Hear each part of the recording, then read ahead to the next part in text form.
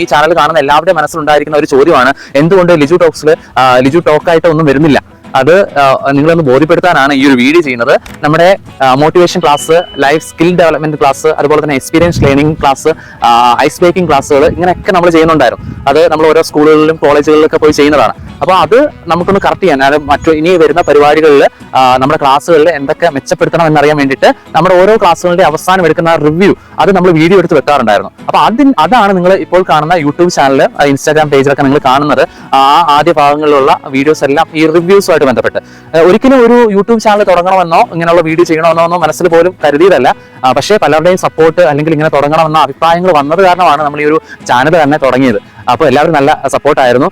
അപ്പോൾ ഇതിന്റെ അടിസ്ഥാനത്തിലാണ് നമ്മൾ ആ വീഡിയോ എടുത്തത്. അപ്പോൾ അങ്ങനെയാണ് ആ വീഡിയോ അപ്ലോഡ് ചെയ്യുന്നത്.